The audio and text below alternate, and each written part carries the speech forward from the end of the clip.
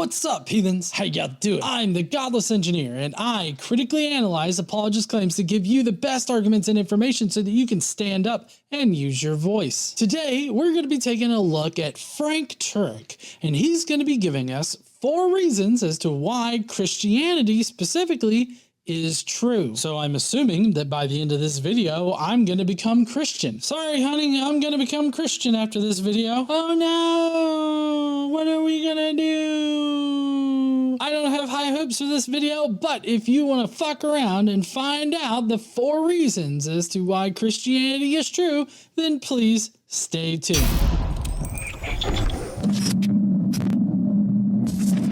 The reason that we believe Christianity is true is because the answer to 4 questions is yes. How about the first question? Does truth exist? So, I feel like there is this overarching truth that exists out there somewhere. There's a truth in whether or not one meteorite strikes another meteorite or asteroid or something like that. Like, there's an overarching truth to reality and what happens inside of reality. Will we ever know what that truth is? I don't think that we'll ever be able to know what that truth is. That's why I consider myself an agnostic. Specifically, I use that term on the God question, but in general, as far as truth goes, typically I would characterize myself as an agnostic because I don't think that we can ever really know the truth about reality. One of the key things to being able to know, like, what is true, absolutely true in this case, like transcendentally true, I guess, would be being able to identify that that is absolutely true, or that we have reached some kind of absolute truth. And I just don't know in what way we can actually make that determination. Like, what set of criteria can differentiate absolute true stuff from, possibly false things. I mean, I get that, the goal of science is to try to represent our reality or describe our reality as the best that we can, like trying to get to that truth. But as far as being able to identify when we have hit absolute truth, I just simply don't know what that looks like. And I don't think that we'll ever know what that looks like. And so that's why I keep that position. Of course, Frank is going to use this to say that this is a reason why Christianity is true. As far as that goes, I don't see how this helps prove that Christianity is true. Like, admitting that a truth does exist out there goes nowhere to, like, prove anything other than there's a truth out there. So I don't know how this helps us in the conversation that we're having. So I guess his 4 reasons for believing that Christianity is true should really just be 3 reasons as to why Christianity is true, because this is not a reason that anybody should accept Christianity, or not even can you compile on to this, later being able to, use this to prove Christianity. So I don't know where he's going with it, but we'll find out. Obviously, you hear people say all the time, there is no truth, or you got your truth, I got my truth, all truth is relative. When somebody says there is no truth, you ought to ask that person a question. You ought to say, is that true? Is it true that there's no truth? Because if it's true that there's no truth, the claim there is no truth can't be true, but it claims to be true. In other words, it's a self-defeating claim. Of course there's truth. If there was no truth, an atheist couldn't be right that there was no God. So there is truth. Yeah, so you see, none of that actually went anywhere to prove the premise of Christianity. Just simply acknowledging, that this is a true thing, or that this can be true, or that this, a truth does exist. I mean, that could be considered a fundamental axiom, I guess, that there are true things out there, or that, there are statements that comport better with reality, I guess is probably a more accurate way to say it. In that way, I don't think this could ever help support Christianity, because Christianity doesn't comport with reality. So if anything, this first reason to believe Christianity is true is more than likely a reason to believe that it's false, because if there's anything that's true, it's definitely not Christianity. Question number 2, does God exist? There are several arguments for the existence of God. Let me just give you one. Even atheists today are admitting that space, matter, and time had a beginning out of nothing. Well, think about this, friends. If space, matter, and time had a beginning out of nothing, whatever created space, matter, and time can't be made of space, matter, and time. Now, when you think about a spaceless, timeless, immaterial, powerful, personal, intelligent cause, who do you think of? A jackass god that would create an entire civilization only to then regret doing so and drown everything that was alive on the planet except for one family, forcing them to incestuously fuck themselves into a whole new population. Did I get it right? Did I get it right? So yeah, I do agree that does God exist is an important question to ask. And I think that more people should ask this question. I feel like a lot of people have bad standards for evidence because they think that something is evidence and supports a conclusion when in reality, like we're about to discuss here, it does not actually support the conclusion that they come to. Frank here, of course, is trying to beg the question, or he is begging the question of, there being a creator God. And it really does seem like he's just sort of pulling a couple of these things out of his ass, meaning the powerful, personal, and intelligent, immaterial. He is pulling those things out of his ass, but I mean, he does have reasons behind thinking those things. Like for the personal thing, he typically argues, if I'm not mistaken, that, basically it takes a personal God to want to create a universe with life in it. But see, the thing is that we've run quite a number of simulations, and life, however unlikely, will arise at some point, because that's how probability works. Like a highly unlikely probability doesn't mean that it won't happen. I mean, it means that it won't happen in a small set. But if you have a large enough set, like say the number of chemical reactions that occur in the entire universe, for billions and millions of years, like say that kind of large ass set, it's definitely going to arise more than once because that's how probability works. So every single part of this that he has mentioned here is a begging the question fallacy. He starts off by assuming that there has to be some kind of intelligent creator in order to create everything. And then he builds his list here based off his idea of what this creator is, namely the Christian God. That's how he comes to this list, is by begging the question. God. Now, we don't know it's the Christian God at this point, but we know it's a theistic God, a being who's beyond the world, who created the world. I like how he's like, yes, God does exist, for these reasons, but these reasons are really fallacious and it's not a sound argument. So therefore it doesn't support the conclusion that yes, God does exist. I think that this is probably amongst one of the worst pieces of evidence for God.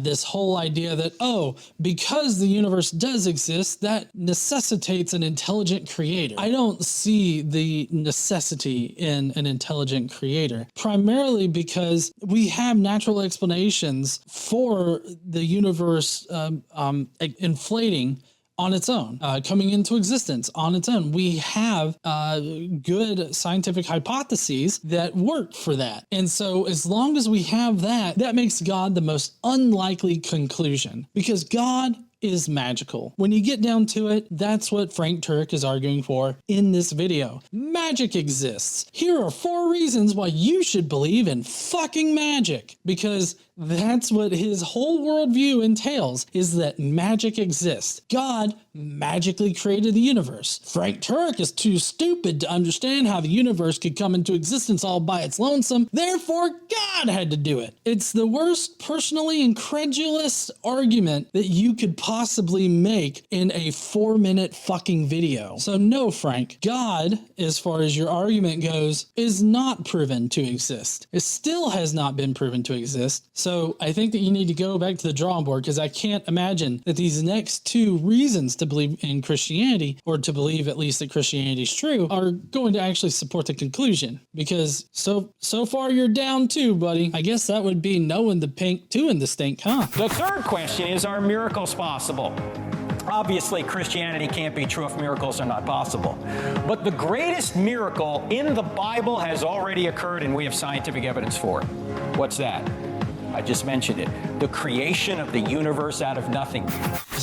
So, first of all, no, miracles have not been proven to happen. And it's not that I think that they're impossible to happen, but until we can prove that they can happen, there's no reason to think that they do. So anytime anybody comes up with some kind of miracle claim, you can be rest assured that it's some natural shit that either we don't understand yet, that person doesn't understand, or that, you know, we will be able to explain at some point in the future. Just based on simple reasoning of, you know, using our prior experiences to predict what the cause is for any phenomena that we experience, more than likely, given our experience, it's going to be natural shit to explain it. Now, of course, Frank said that he presented scientific evidence, or at least that there's scientific evidence to prove that God is necessary for the beginning of the universe. That we don't have scientific evidence for that. That was quite an overreach by Frank Turek here, but I mean, I believe his name is quite literally Frank, a little bit of overreach in all of my statements, Turek. So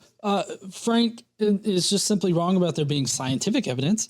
Maybe there's some kind of philosophical argument that he can make a little bit more fleshed out than he did in that short little section there. But he did not present scientific evidence that proves that God exists and that the beginning of the universe was a fucking magical miracle. That's right, honey. Fucking dumbass. If Genesis 1:1 is true, every other verse in the Bible is at least possible. Because if there's a being that can create the universe out of nothing, can he do whatever he wants inside the universe? If he can create the whole show out of nothing? Of course. He can resurrect Jesus from the dead or walk on water or part the Red Sea. He can do any of that.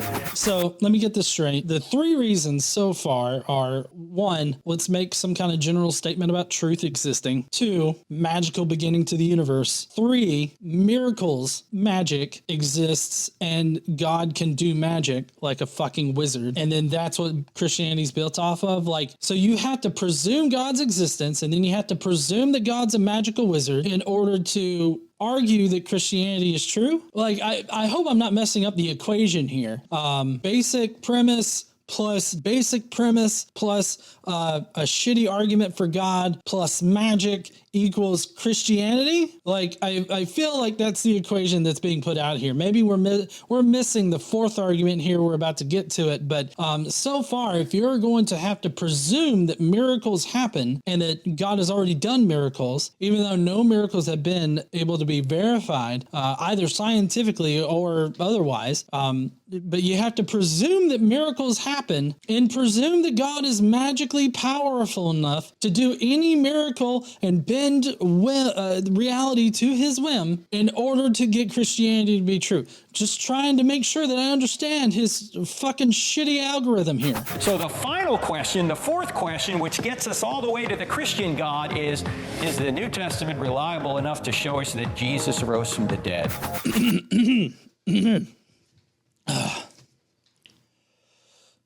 No! Sorry, that was a long answer. No. For a more verbose answer, the New Testament is not. So the New Testament, you have Paul's writings, his epistles. He got his information from the scriptures as well as visions that he had. Right. So you could call them hallucinations if you wanted to, but visions is where he got his information about Jesus. So that's Paul. And then, of course, the gospel writers, they were using Paul, but also they were making a whole bunch of shit up. And there's a whole bunch of reasons to think this, that all of the gospels were anonymous and each gospel was meant to be the gospel of Jesus Christ, not like just a different point of view or anything like that. So each one's supposed to replace the others and be the central gospel. And so these weren't people that were writing history. And then everything after that point really doesn't fucking matter, because as far as like whether or not Christianity is true, because Christianity really hinges on Jesus Christ and his sacrifice and resurrection, and right? Anything after that, like, you know, I guess after Acts, is all just sort of theology that's going on there. Not that previously it wasn't theology. I'm just saying, like, there's nothing that could be tied to history after, really after Paul, but after, I guess you could say, Acts. Acts is historical fiction. The Gospel of Mark was actually meant to be like a missionary manual, teaching missionaries how to witness to people and things to expect while they're witnessing to people and all this other shit, all the while teaching the basic story that they've concocted for Jesus. So is the New Testament reliable enough to show us that Jesus rose from the dead? No. Jesus rising from the dead in the manner in which the Gospels portray him in is a magical event. And since we do not have any kind of indication that magic is real, this magical event most likely did not happen, but also the only person that could reliably account for anything at this point in time is Paul, and he got his information through a vision, which came from directly from the risen Jesus. That's what you're talking about here. Just to point that out here, we're talking about Paul having a vision and then everybody believing his vision is true. Of course, there were other Christians prior to Paul, so it was already a well-established theology before Paul came into it. But as far as modern Christianity goes, Paul is kind of the father of that. So whatever came before, we're not exactly sure what that was, but we do know that the earliest version of the theology is Paul's theology. And so that's kind of why I heavily rely on Paul here as far as like, what do we know about Jesus and historical reliability about the Gospels and everything like that. Just to recap here, we've got our equation so far for determining that Christianity is true is a basic axiom that doesn't actually prove anything. Shitty argument for God. Magic exists. And then as kind of like a part B here or part A or something like that, if magic exists and if God exists, then, Jesus could have rose from the dead. Of course, I guess he's going to bank on his whole idea of historical reliability. So he's trying to ground this outside of magic, but all of this is still very much grounded in magic. The reason we believe in Christianity is because an event occurred, the resurrection. Now, I have to ask you this. Why would the Jewish writers of the New Testament, all were Jewish with the exception of Luke, why would they invent a resurrected Jesus? So this whole resurrection business actually was worked into Ezekiel 37, and this comes from, various ideas in the surrounding area, mainly these mystery cults that were going around. They all had savior figures that died and then resurrected and promised everybody that believed and worshiped them new life as long as they got baptized and promised to follow them for the rest of their days or whatever. So, that was going on, and the Jews kind of co-opted some of that and syncretized it with the Jewish religion. Right there in Ezekiel about 37 is where we actually see these bodily resurrections theology kind of come in there. And then if you fast forward a little bit from Ezekiel, you have a bunch of Jews that are trying to look for this coming Messiah that supposedly is prophesied. They have a number of different individuals that they peg as being the Messiah, and they use like the Daniel a lot, as well as Ezekiel and all these other scriptures in order to figure out things about this Messiah. At one point in time, Onias III is pegged as being the Messiah, but he ends up dying, and of course the Jews at that time created a pesherim in order to explain why their Messiah died, which would be Isaiah 53, the suffering servant. And then if you fast forward a little bit more, you have the Jews that were expecting a Messiah due to some weird mathematical numerology type shit going on with the Daniel passages and predicting when the Messiah was going to come. They basically thought that the Messiah was going to come around the 1st century BCE or 1st century CE. When that Messiah did not come, they went searching through the scriptures and everything to figure out what in the fuck happened. And therefore, that's how they get this suffering and dying Messiah that, eventually became Jesus. Now, I know that this sounds very mythicisty. I'm not trying to say that Jesus didn't exist. There could have been some fuck that they just attributed all of these things to, and they just affixed it to him, or the dude could have thought, oh, I'm the Messiah, and then he went and did things and got executed by the Romans, I guess. Of course, obviously I am a mythicist, so I don't think that happened, but more importantly, I feel like it's necessary to point out that either situation could have happened, and so this is just an explanation as to why they would have made up a suffering and dying Messiah, because Frank seems to think that this is sort of out of of character for the Jews to believe this kind of thing, when in fact this was deeply rooted in Jewish theology. And it had this idea had been in the Jewish community for, more than 100 years prior to them claiming it about Jesus. Could the Jews have fabricated this? Of course they could. They could have just read the scriptures and read these past Pesharim, and they could have come up with it. So this is not actually outside of the realm of possibility. Frank is just very behind on his scholarship. Now, obviously, I don't think that Frank cares about modern scholarship. I think that he clings to opinions that he already agrees with. This is very obvious by him not even touching on the other experts in the field that disagree with his assertion. And anybody that's going to disagree with the experts in the field that firmly state that the suffering and dying Messiah motif was already in the Jewish community, then I feel like you're doing apologetics. Regardless of your persuasion, Christian, atheist, it doesn't matter. You're doing apologetics at that point. Why would they say that a man who claimed to be God rose from the dead if it didn't happen? Because this was predicted for the Messiah. They scoured the scriptures. They found that it was predicted that the Messiah would return and, from the dead and offer everlasting life. This is, also supported by the fact that mystery cults in the area, they were also teaching this thing about their saviors. So this just seemed to be a common motif in this area. They thought that would be blasphemy for a man to claim to be God. And why would they invent a resurrected Jesus? They already thought they were God's chosen people. They had no motive to invent a resurrected Jesus. They had every motive to invent a resurrected Jesus. Basically, the Jews found themselves to be sort of wanting in the area of religious theology in the area that they were in at the time, because you had all these other cultures out there with these mystery cult savior figures. And so basically the Jews were like, we got one of those too. And so they manipulated the scriptures. They read the scriptures in certain ways, creating these Pesharim in order for them to also have a mystery cult so that they could, retain followers in this Jewish religion. And so there's that. Also, it definitely helps with the yearly sacrifices that they had to do. I mean, if you've read the Bible or listened to our daily Bible podcast that we will start up at some point, again, you'll see that there's a whole lot of animal sacrifice in there. So just having one blood magic ritual that absolves all sins and gives everybody everlasting life had a lot of benefits to this group of people. So there's a lot of reasons and a lot of motives in order to create a resurrected Messiah. And certainly they could not have invented it in Jerusalem, where an empty tomb existed.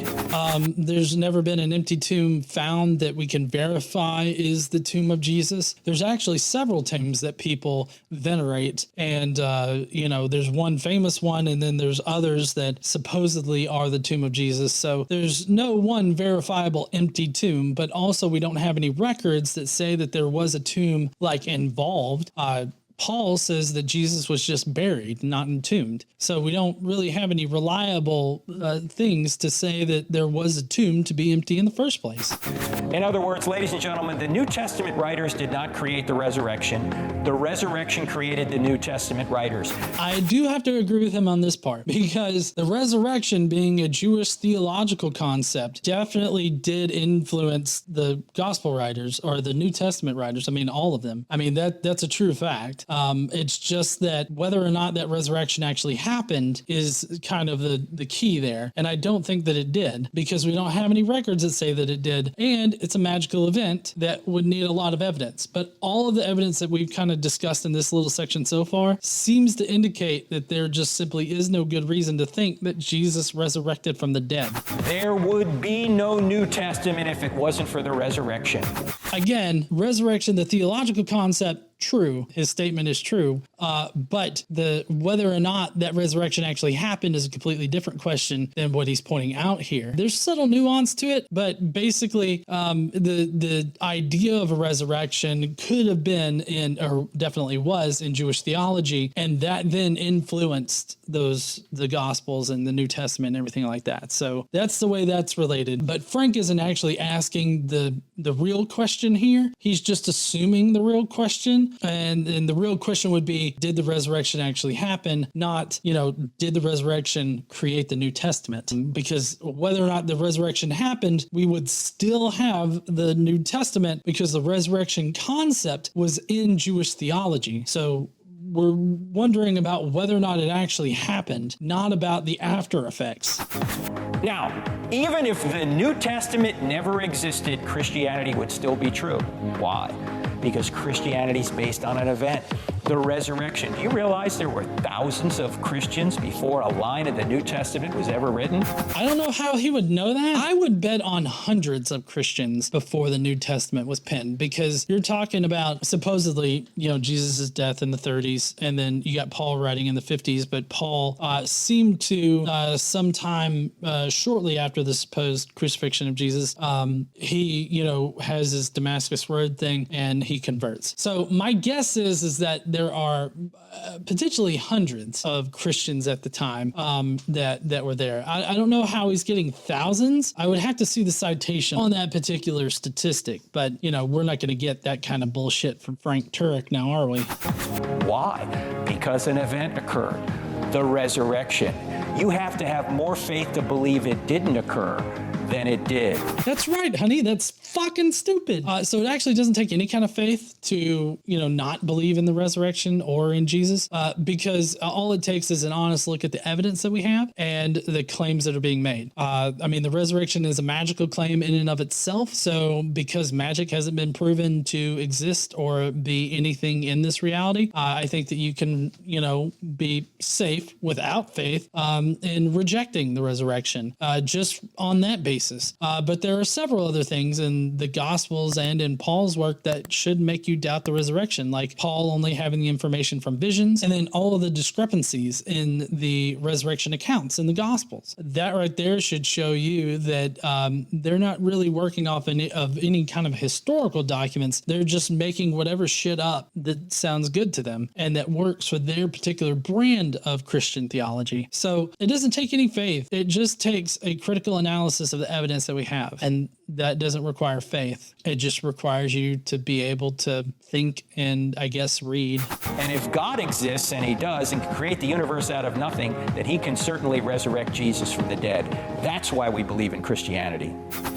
I feel like what he just said right there was, we have to presume that God exists and that God's a magical fucking wizard in order to believe in Christianity. And that's why Christianity's true. Fucking magic, y'all. Fucking magic. So the only thing that I've heard out of Frank here is basically that Christianity is based on the presumption that magic exists and that a magical wizard that exists outside of time and space is the one that did everything, like create the universe, raise Jesus from the dead. And you have to presume those things because, his unreliable holy book says that it happened. I feel like that's what's been said in this entire video here. Accept magic, God exists, don't fuck with God is the essential, message, I feel. He didn't say the don't fuck with God part, but I'm assuming that that's the intent behind this particular presentation. But in any case, I was not impressed, so I am not a Christian. Well, oh no, I wasn't convinced. Oh no. Oh no. Oh no, not a Christian. But in any case, I would love to hear what you guys think down below. Do you think that Frank had good arguments for his faith, or do you think that, it takes more faith to be an atheist? I don't see how anybody could really honestly believe that, but let me know down below in the comments. And while you're down there, why don't you smash that like button and subscribe if you like this kind of content. Don't forget to stand up and use your voice. Bye, heathens.